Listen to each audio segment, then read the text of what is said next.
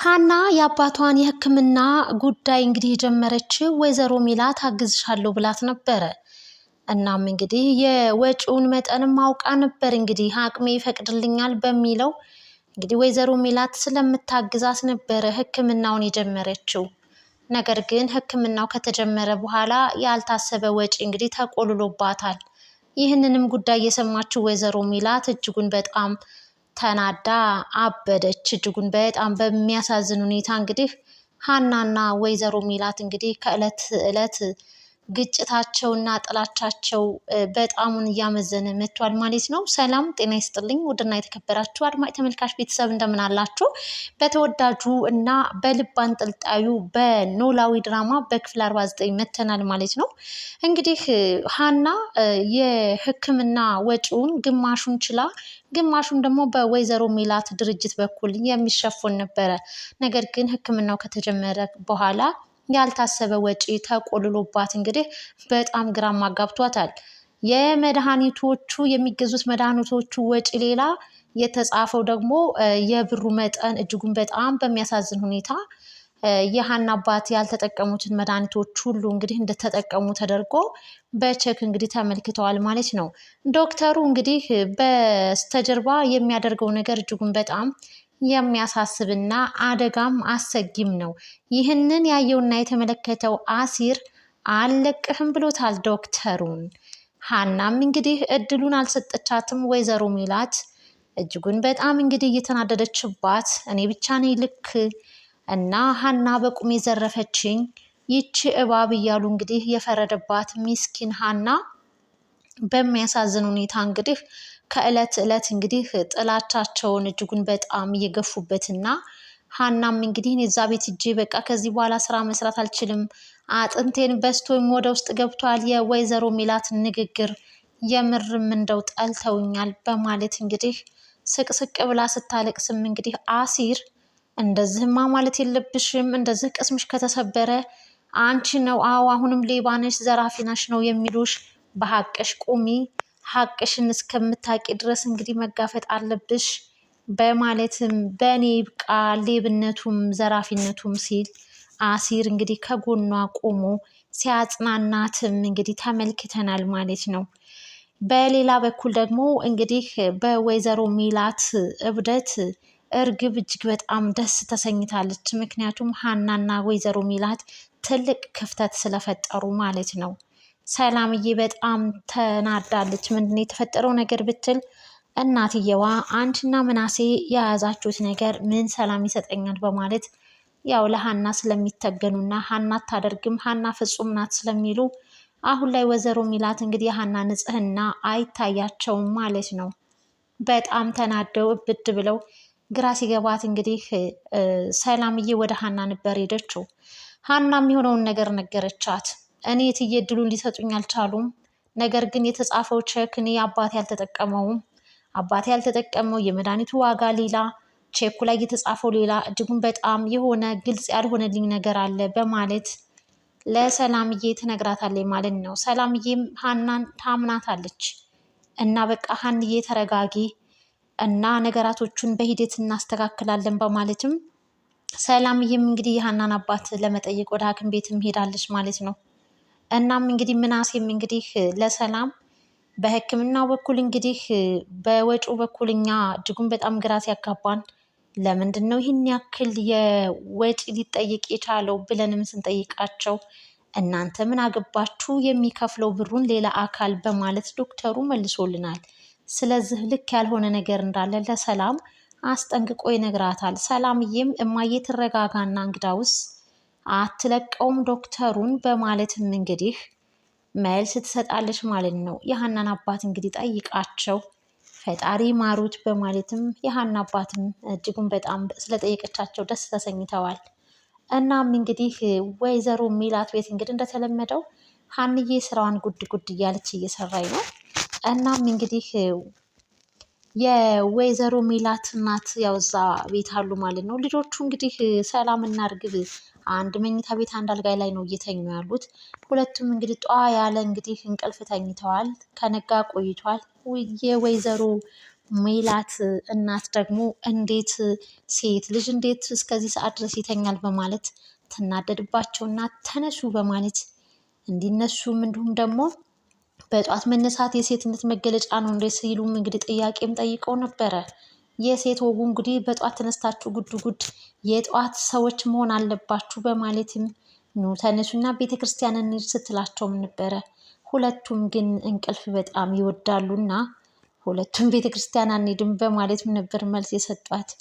እናም እንግዲህ የወይዘሮ ሜላት እናት ሀናን በጣም ወዳታለች። ከሀንዬ ጋር እጅጉን በጣም ተዋደዋል። እናም እንግዲህ የሆነውንና የተፈጠረውን ጉዳዩን እንግዲህ ይሰማሉ ወይዘሮ አስቴር ማለት ነው።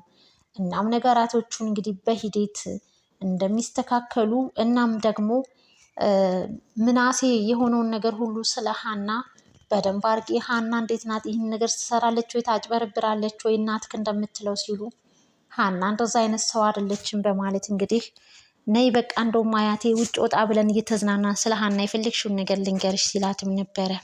እናም እሺ ብለውም ተስማምተዋል። የወይዘሮ አስቴር እንግዲህ ሀናን በጣም ወደዋታል። ጥሩ ምርቃትም መርቀዋታል። እጅጉን በጣም ደስ የሚል ምርቃትም ሲመርቋት አሚንም ብላ እንግዲህ ሀና ምርቃቱ አይለፈኝ ጠባ ይበልብኝ ብላ እንግዲህ ምርቃታቸውን ተቀብላለች። ይህንን የምትመለከተውና የምታየው እርግብ በቅናት ተንጨረጨረች። ሀናን ጥምድ አርጋ ይዛታለች።